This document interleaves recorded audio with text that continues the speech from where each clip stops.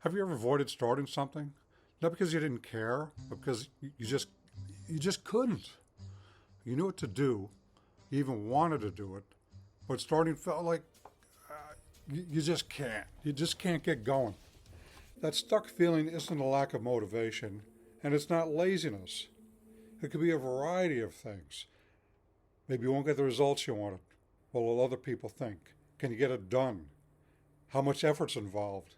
Do you have the ability to do it? Can you do it right the first time? Can you do it the way you like to do it? It's wired into your nervous system, not your personality.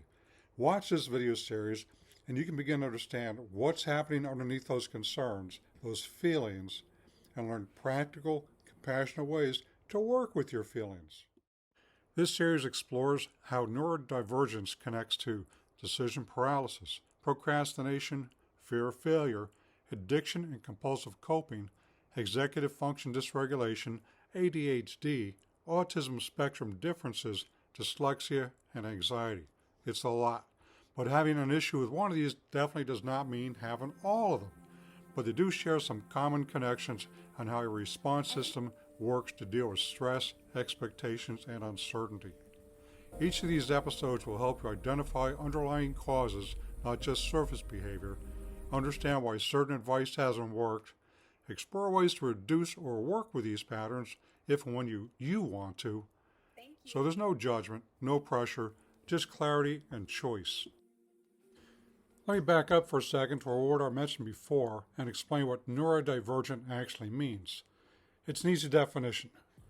Neurodivergence means your brain works differently from what society considers typical. But typical is almost imaginary when it comes to people.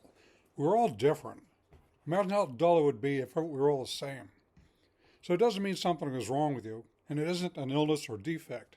It means your brain processes information, emotions, time, or stimulation in its own way.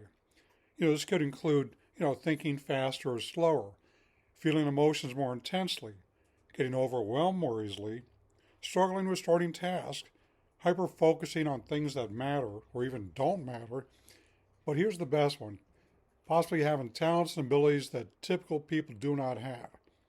So many things come under this umbrella that we mentioned before, including ADHD, autism, dyslexia, all related traits that fall under this umbrella. But it's not about being broken. It's about being wired differently in a world designed by typical people.